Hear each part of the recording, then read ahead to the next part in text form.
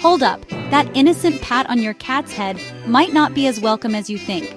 Today, I'm going to share something that might completely change how you interact with your feline friend. Did you know that many cats actually dislike being petted on the head? That's right. That go-to move you've been using all these years might actually be irritating your kitty. But don't worry, by the end of this video, you'll know exactly how to show affection to your cat in ways they'll truly appreciate. Think about it from your cat's perspective. Imagine you're relaxing at home, and suddenly a giant hand comes down from above and pats you on top of your head.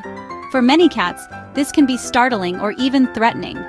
Cats are naturally cautious creatures, and approaching from above is actually perceived as potentially predatory behavior.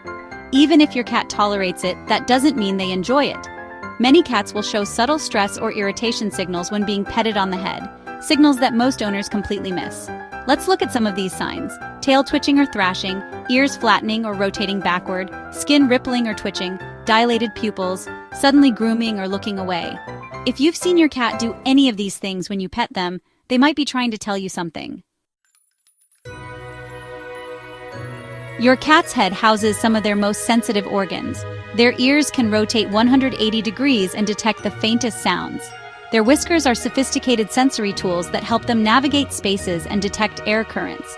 And those scent glands on their cheeks? They're actually a key part of how cats mark territory and show affection. When we pet a cat on the top of the head, we might be overwhelming these sensory systems. It's also important to understand that cats have very different social dynamics than humans or even dogs. Their affection language is quite unique. Now, this doesn't mean your cat hates all physical affection. Cats are often very tactile animals who love touch, just in specific spots and on their own terms. The key difference with cats is that they prefer to initiate and control interactions. So where do cats like to be petted? Let me show you some much better alternatives that most cats absolutely love. Cheeks and chin. Those scent glands we mentioned? When you scratch here, you're helping your cat mark you as theirs. Base of the tail. Many cats raise their tails and rumps when you pet here, a sure sign they're enjoying it. Along the back, long, gentle strokes along the back are often well received. Behind the ears, for many cats, this is the sweet spot. Notice how I'm using gentle pressure, not overwhelming the cat, and I'm paying close attention to body language. Those happy signs include purring, slow blinking, leaning into the touch, or even kneading with their paws. Every cat is an individual with unique preferences. Some actually do enjoy head pats, especially from their trusted humans. The key is to learn what your cat enjoys through careful observation and respect for their boundaries. Here's a simple test to see if your cat actually enjoys certain types of petting. It's called the consent test, or sometimes the pet, pause, repeat method. Pet your cat briefly in a specific spot, then stop and pull your hand away. Watch what your cat does next. If your cat bumps into your hand, moves closer, or seems to ask for more, they're saying, "More, please." If they move away or stay neutral, they're probably not that into it. This simple test works because it gives your cat a choice. Unlike dogs who often aim to please their humans, cats are more independent and will clearly communicate their preferences if given the opportunity. This information is especially crucial for families with children. Kids naturally want to grab, hug, and pat cats on the head, but this can quickly lead to scratches, bites, or a cat that permanently avoids the child. Teaching children to respect cats' boundaries isn't just better for the cat. It's safer for your child and helps build a foundation for empathy. Always supervise interactions between kids and cats and teach children to let the cat approach them, not the other way around.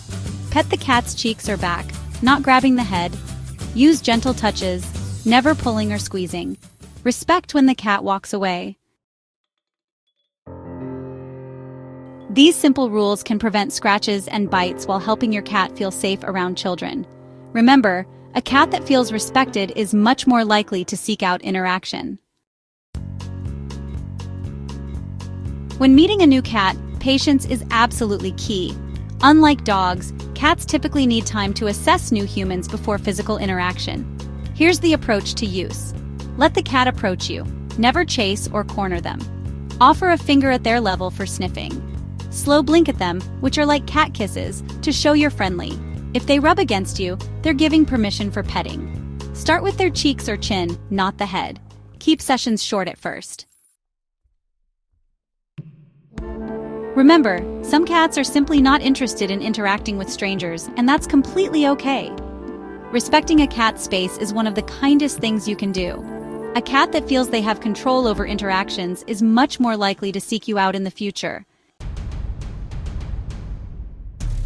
Understanding how your cat likes to receive affection strengthens your bond and shows respect for them as the complex, independent animals they are.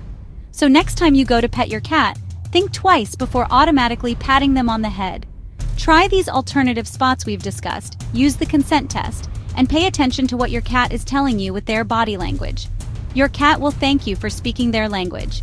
If you found this helpful, please like and subscribe for more tips on strengthening your relationship with your feline friend. And share in the comments, where does your cat love to be petted?